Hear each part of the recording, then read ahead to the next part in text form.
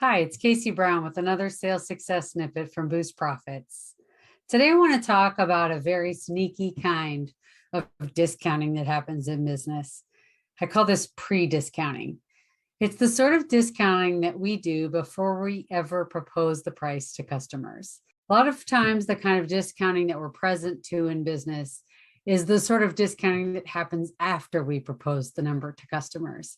Once they beat us up on price or give us an objection or tell us we have to sharpen our pencil or compare us to a competitor and competitor's quote, those kinds of discounts are the ones that we often talk about in sales meetings, that we measure, that we seek to reduce.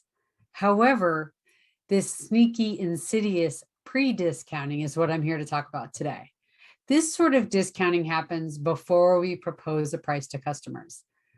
Our own lack of confidence, our own fears, what happened last time, the deal we lost, worry about what the customer will say, getting in our head about the pricing will cause us to underprice a deal or an opportunity before we ever even propose to the customer.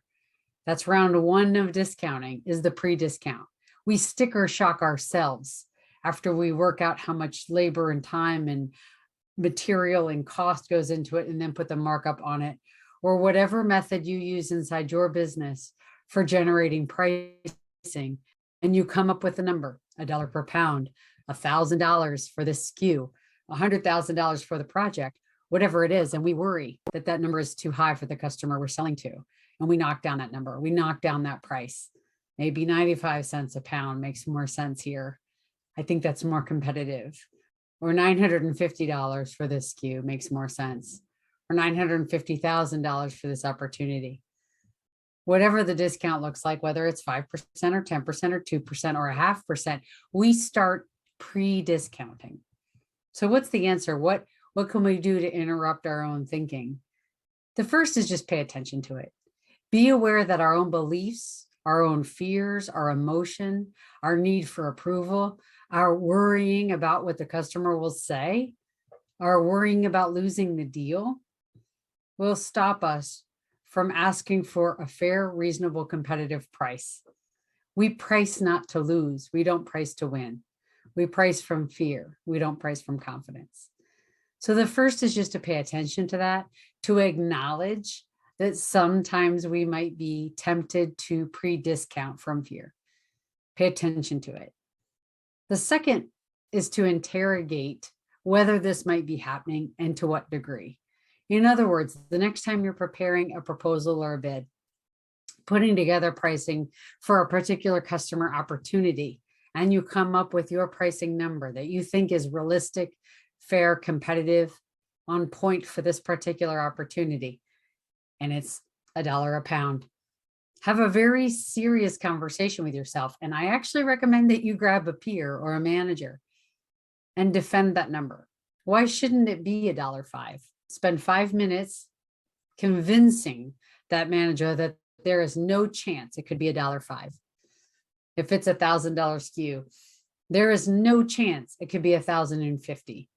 Why couldn't it be? Why could that never be competitive in this particular opportunity? What are the commercial and competitive realities? What about the competitive density? What about the complexity of the opportunity? What about the relationship with the customer? Is it repeat or new? How sticky are they with us? What is the cost to switch? Have a really detailed conversation about this opportunity that causes you to really take a hard look objectively at the factors that go into your decision making. See if you can talk yourself up or not. Could that $100,000 opportunity be $105,000?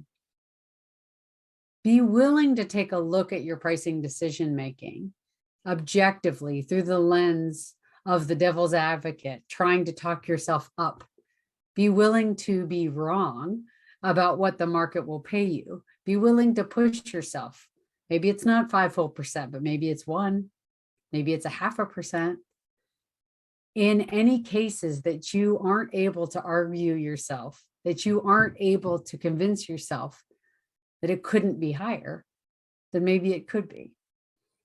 So be on the lookout in your business with your team, if you're a sales manager, or for your own deals, if you're a salesperson, for this very sneaky form of discounting, the pre-discount, and play devil's advocate for yourself and for your peers and for your team. Look at where you might be able to get just a little bit more. Argue with yourself why it's impossible to get. And if your argument is a little weak, a little thin, then maybe there's an opportunity to go a little bit more. This has been another sales success snippet from Boost Profits. Until next time, be well.